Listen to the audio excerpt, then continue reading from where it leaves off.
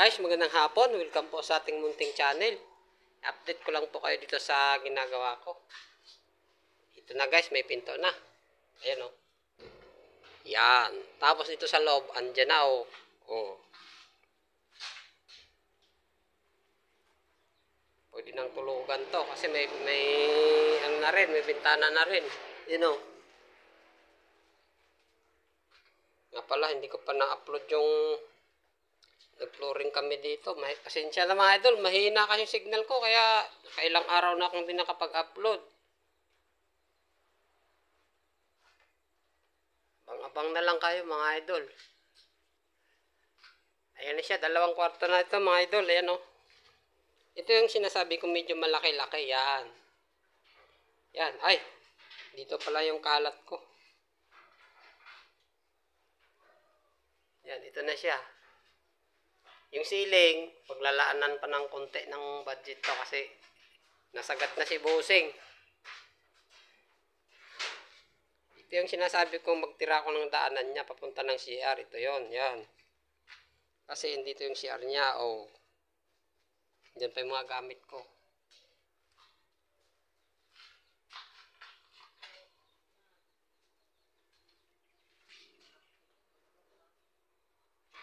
Barrel bolt lang to mga idol yung ginamit ko. Ano?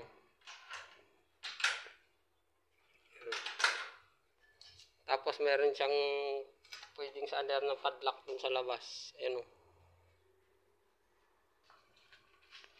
Isang pinto na lang yung gagawin ko. Tapos yung basta maliliit na lang, baka linggo tapos ko na ito. Kasi may harang pa dyan sa taas na ano, 3 bakal na yan oh. Kasi dun sa kabila, kompleto na yun, yun. Kung nakikita nyo, may harang na. Sabaga ano na, malapit na talaga. Baka linggo, wala na ako. Tapos na ako dito, lahat-lahat. Mag-isa lang kasi idol, mag-isa lang.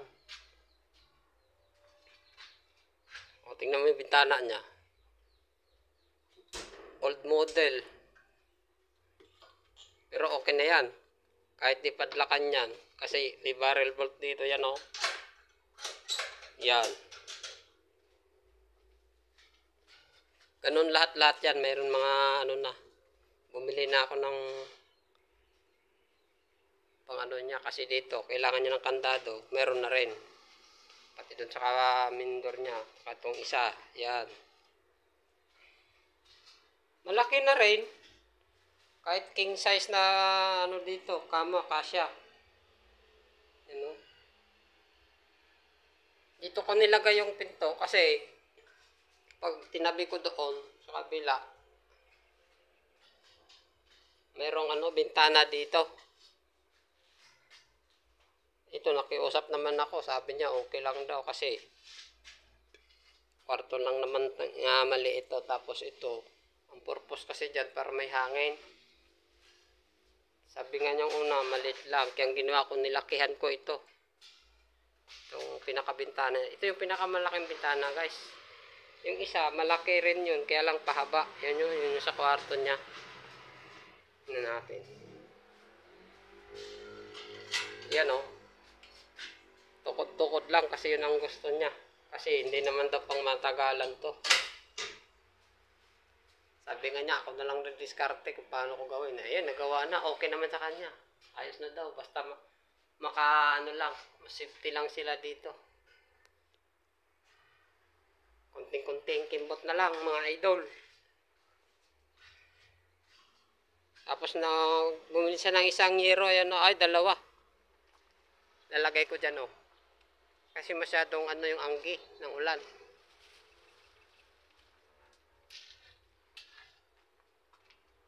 Ayan na.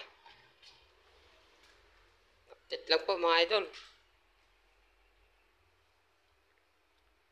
Oh.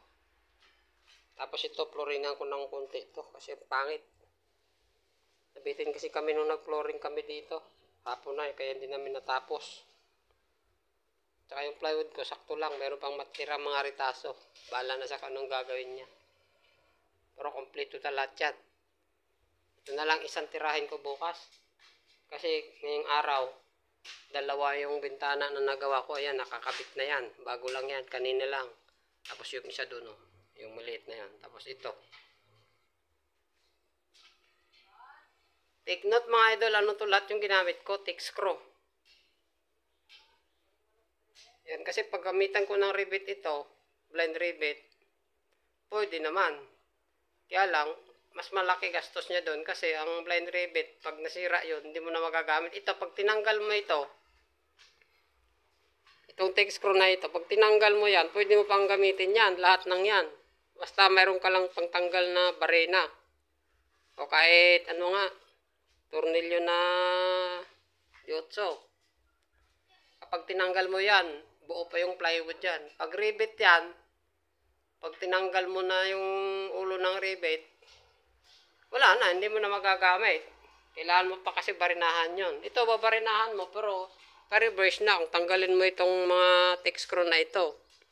Saka mong ano pa dito, pag natanggal mo to, pwede mo ulit gamitin kung sakaling maglilipat kayo. Ayan. Ito lang kagandahan sa thick screw. Nabitin ako dyan sa ibabaw ng pinto kasi nag-stack up yung ano ng barena ko. Kaya iuwi ko muna para ma-check ko dun sa bahay. Hapon na rin naman. Nara yung may-ari.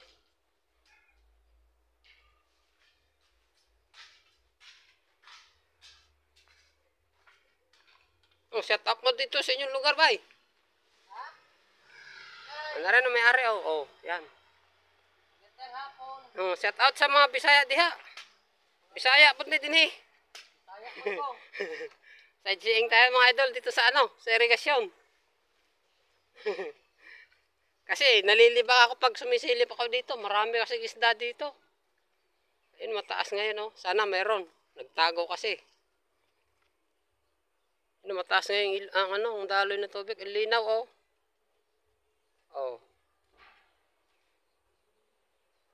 Daming tilapia dito. Linaw-linaw na ngayon ng tubig kaya nagtago na sila. Saka makulimlim dito ngayon sa amin mga idol. Tingnan niyo yung langit Pero doon banda sa Ordaneta, maaliwalas Ayan. Grabing sipag ng may-ari Nagdi-diop lang ng isang araw yan. Ngayon lang nagdi-diop yan. Dahil may inaasikaso siya. Ako naman, kahit walang sila dyan, pumapasok ako. Basta may materialis ako. Pero ngayon, buo na. Kasi ito sila tulugan. Napakainit sa loob yan. Yan Walang bintana doon Doon. Walang bintana. Dito rin, dapat may bintana ito. Kaya lang, hindi nilagyan. Sarado.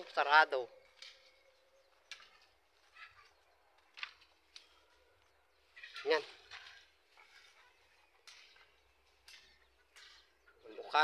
Mukha ng bahay. Nakailang araw na rin ako. 14 days. 14 days na ako mga idol. Pero nung 14 days na yon, hindi lahat na ako lang mag-isa. Nagpatulong na ako nung sa taas. Tapos yung pagkabit ng mga tubular na yan. Pero nung dito na sa loob, ako na lahat tumira. Yung mga plywood dito. Pati yung division na yan, ako na lahat yan. Hindi na ako kumuha ng kasama kasi parang wala naman gang magawa yung kasama ko. Hindi marunong gumamit ng grinder. Taga lang siya. Usod-usod o kung anong gagawin niya. Pero kaya ko naman, kaya hindi na ako kumuha. Ako na lang mag-isa. Sayang pa ipapasahod ko. Yan. Yan, nagkalat pa yung mga gamit ko. Sabi ko sa kanila, hindi mo na sila magwalis-walis kasi marami mga tornilyo dyan na nalaglag. Magagamit ko pa kasi yan. Nga pala, update ko lang din sa inyo. Yung isang ginagamit ko na welding machine, yung Macchiata. Yung sa akin kasi mga idol, bumigay. Kagwang talaga.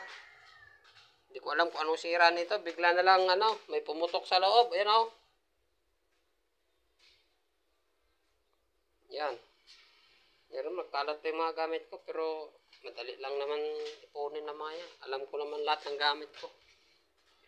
Guys, hanggang dito na lang. Maraming salamat po. Shout out na lang sa lahat ng kadikit.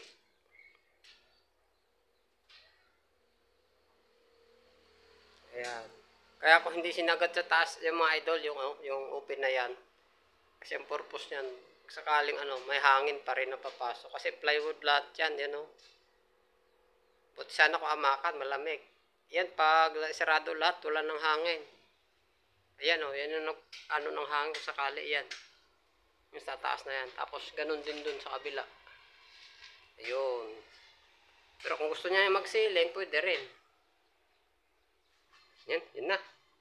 Salamat po. Bye-bye na po mga idol.